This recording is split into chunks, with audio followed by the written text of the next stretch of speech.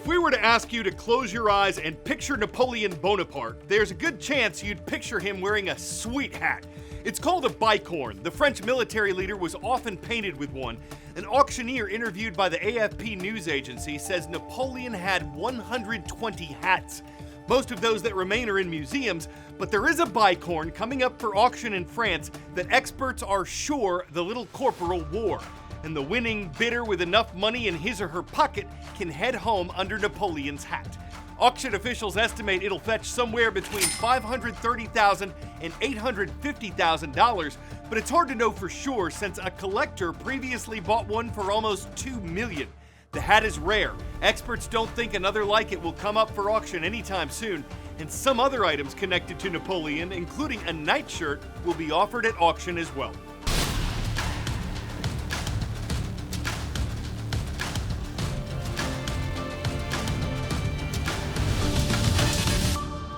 This is The World from A to Z, your nonpartisan source for news in about 9 minutes. My name is Carl Azus. It's Thursday, November 9th. That means the United States is less than a year away from its next presidential election. It's just over a week away from another potential shutdown of the federal government, and it's just a couple days past some state and local elections that took place on Tuesday. Even though it didn't get the attention of a presidential election or a midterm election, which determines the makeup of the U.S. Congress, November 7th was still a politically significant day for several states in America. It was the Tuesday after the first Monday in November. That's Election Day as set by a federal law passed in 1845. This week's off-year elections, as they're known as, weren't held in every state, but they still determined the outcome of some nationally watched governor's races. In Kentucky, incumbent Democratic Governor Andy Beshear defeated Republican challenger Daniel Cameron. In Mississippi, Republican Governor Tate Reeves defeated Democratic challenger Brandon Presley. Political experts were also keeping tabs on races for state legislature in Virginia and a significant ballot measure in Ohio. Why do these events matter nationally if they only affect residents of these states? Because the outcomes may indicate what voters are thinking as the next presidential election cycle heats up. And the lessons learned from more localized off-year votes will help America's political parties shape their strategies and messages for the national one next year. U.S. President Joe Biden is running again as the incumbent for the Democrats. A debate last night between 5 Republican candidates was another step toward determining who'll challenge the president for the White House. On this date in world history.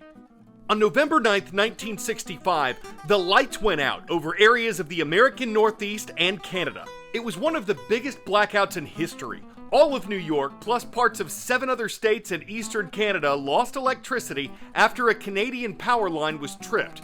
It happened during peak rush hour, stranding hundreds of thousands as trains, elevators, and stoplights stopped working. Power was mostly restored by the next morning, and the incident led to improvements in electrical systems. And on this date in 1989, the Berlin Wall came down. The border dividing Germany had been closed since 1961, when the communist government of East Germany built a barrier to prevent people from defecting to democratic West Germany. Some families were separated. Travel between East and West was highly restricted.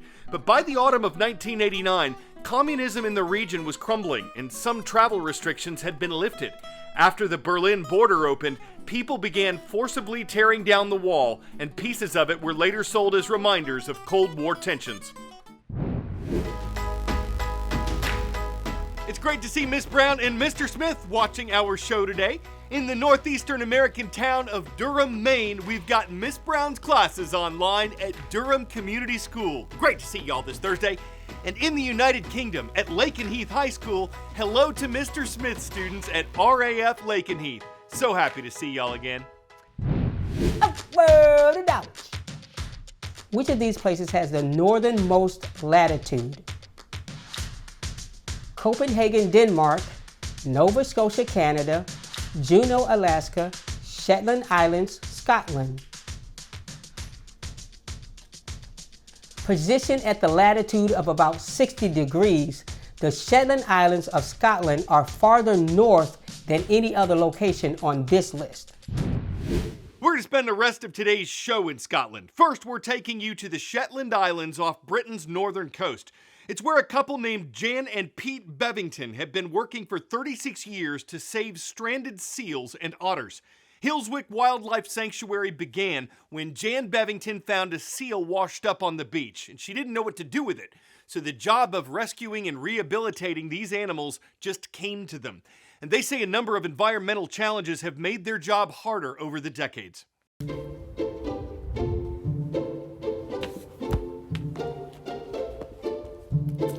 We look after seals and we look after otters, so we get reports in of any seals or otters that are in trouble out in the wild.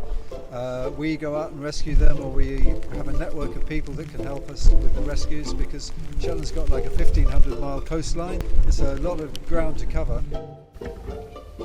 We think that there's a general decline in the environment.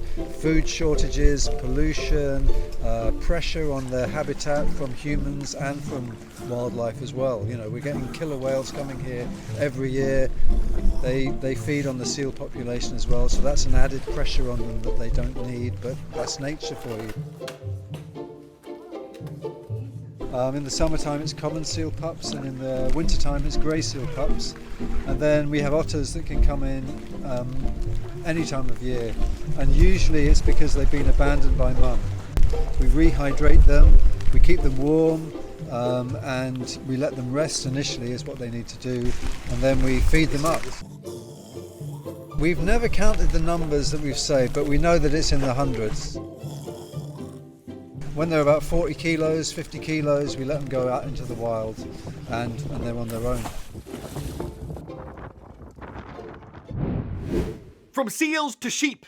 It's not every day we cover a controversy involving a ruminant, but there has been a bit of a struggle in recent days between some farmers and animal rights activists on the Scottish mainland. And as always, we're bringing you multiple perspectives on it. At the base of a cliff on the Scottish coast lived the world's loneliest sheep. No, this isn't some fairy tale. Fiona actually lived here in a cave for at least 2 years. Hello, darling. It's presumed Fiona fell down the hill when she was young, but no one had the will or a way to rescue her until now. Fiona has arrived. She's doing absolutely phenomenal. A group of 5 farmers rescued Fiona. They climbed down, put her in a canvas feed bag, and winched her up with a little hole for her nose. She was so relaxed throughout the whole thing. As we were bringing her up, she was actually nibbling at the grass. It was surreal. I've never seen anything like it. Fiona was looking pretty scraggly. Fiona. But even after they sheared off 20 pounds, she was still overweight. Look how chubby she is. Actually, there had been a sort of race to rescue her. Animal rights activists had been visiting Fiona in recent days, getting her used to people before they say they planned to bring her up. But the farmers beat them to it and took Fiona to Delscon Farm Fun. We're going to give Fiona a 5-star home. A farm park the public pays to visit. The animal activists started a petition to send Fiona to a sanctuary, and they protested outside the farm. Saying free Fiona, which is completely ridiculous. But the protesters say, Sheepy's going to be made into a circus. will the public flock to Fiona? As the headline says, all by myself, no more. No one's trying to pull the wool over our eyes. They all want her to stay in sheep shape. But while the activists might feel fleeced that fast farmers ferried famous Fiona to freedom first, they're all woven together by the woolly, wonderful mission to bring her sheer delight as she looms in the farmyard. Whether she's sheepish about her fame or wants to textile the world, she'll never break a sweater, and that can't be bleep. I'm Carl Azus. Not a bad way to close out a show. Please join us Friday for another awesome edition of The World from A to Z.